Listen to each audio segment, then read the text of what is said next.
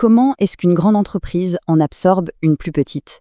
Aujourd'hui, on va décortiquer ensemble une fusion-absorption en prenant l'histoire bien concrète d'Alpha et de Beta. On va voir étape par étape comment deux sociétés bien distinctes finissent par n'en former plus qu'une. Allez, c'est parti.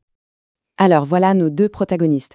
D'un côté, on a Alpha, le poids lourd, avec des actifs qui pèsent 580 millions de francs CFA, et de l'autre, Beta, qui est plus modeste avec ses 180 millions, mais qui a quelque chose de stratégique. Dans cette opération, les rôles sont très clairs. Il y a un acquéreur et une cible. Voici le programme du jour. On va suivre ce parcours en 6 grandes étapes. On va commencer avec les deux entreprises séparées pour arriver, à la toute fin, à la nouvelle entité fusionnée. Et entre les deux, on verra des moments clés, comme l'évaluation et bien sûr les écritures comptables. Bon, la première question c'est pourquoi cette fusion?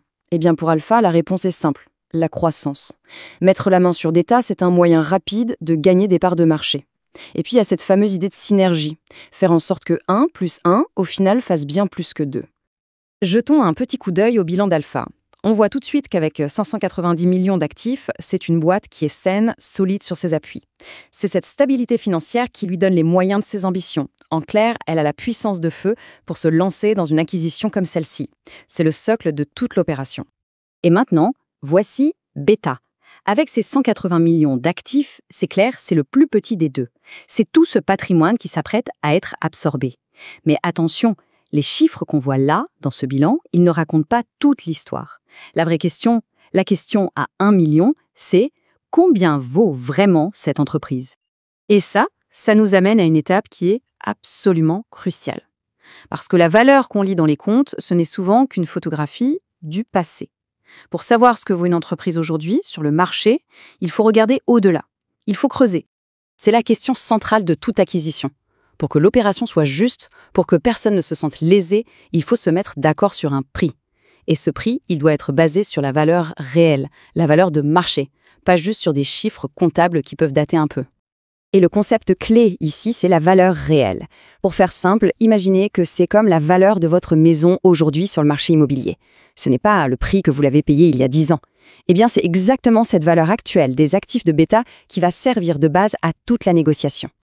Ce qui est super intéressant ici, c'est de comparer les deux colonnes. On voit tout de suite que la plupart des actifs de Beta valent en réalité bien plus que leur valeur comptable.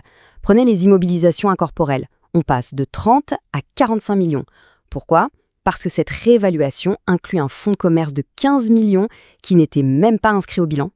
Et au total, cette réévaluation fait apparaître une richesse cachée de 38 millions de francs CFA.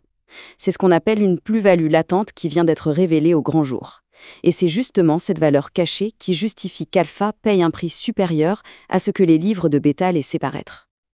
Ok, donc maintenant, on connaît la vraie valeur de Beta. La question suivante, c'est comment Alpha va payer? Parce que dans une fusion, on ne sort pas simplement un chéquier. L'idée, c'est plutôt de faire un échange d'actions. C'est là qu'intervient ce qu'on appelle la parité d'échange. C'est vraiment le cœur du réacteur de la transaction. C'est un ratio qui va fixer les règles du jeu. Par exemple, une parité de 2 pour 1 pourrait signifier que pour chaque action Beta qu'on possède, on reçoit en échange 2 actions de la nouvelle société Alpha. Le but, c'est que la valeur qu'on reçoit soit équivalente à la valeur qu'on a apportée. C'est une question d'équilibre. Allez, passons à la partie un peu plus technique, mais qui est indispensable. Les écritures comptables. Pour que la fusion soit actée, il faut que Beta SA cesse d'exister, légalement et comptablement. C'est l'acte final de son histoire en tant que société indépendante. C'est ce qu'on appelle la dissolution. Ce processus de clôture, c'est une sorte de chorégraphie comptable en 3 temps. Premier acte, on vide la coquille. Tout le patrimoine de Beta est transféré chez Alpha.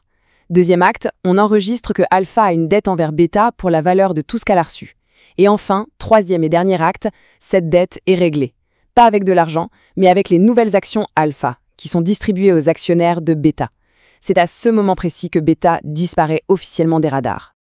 Donc, pendant que Beta ferme boutique, eh bien Alpha, de son côté, est en train d'ouvrir de nouvelles portes, des portes beaucoup plus grandes. Voyons voir comment l'opération est enregistrée de son point de vue. Du coup, pour Alpha, c'est le chemin inverse. D'abord, elle aspire tous les actifs et les passifs de bêta, et, point très important, elle les enregistre à leur valeur de marché, leur valeur réelle. En contrepartie, bien sûr, elle doit créer et émettre de nouvelles actions. Ça augmente son capital et ça dilue un tout petit peu ses actionnaires historiques. Et enfin, il faut bien comptabiliser tous les frais liés à l'opération. Et oui, parce que ces frais, ils ne sont pas anodins. Dans notre exemple, on parle de 5 millions de francs CFA rien qu'en honoraires pour les conseils juridiques et fiscaux. C'est une charge qui est entièrement supportée par Alpha, la société qui absorbe. Bon, on a traversé tout le processus, la valorisation, l'échange, les écritures comptables. Le moment est enfin venu de regarder le résultat final. À quoi ressemble la nouvelle société Alpha, maintenant qu'elle a avalé Beta? On a combiné les bilans, on a créé de nouvelles actions, on a fermé les livres d'une des deux sociétés.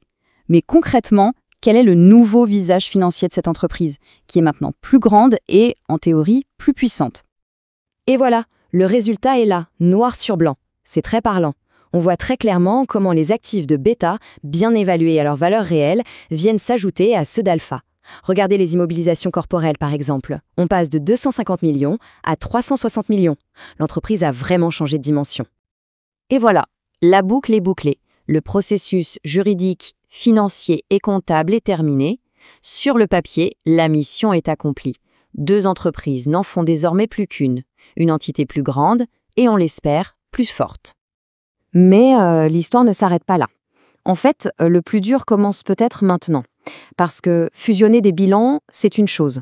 Mais fusionner des équipes, des cultures d'entreprise, des manières de travailler, ça, c'en est une autre. La réussite comptable, c'est fait. Mais la réussite opérationnelle et humaine, c'est le vrai défi. Et c'est ça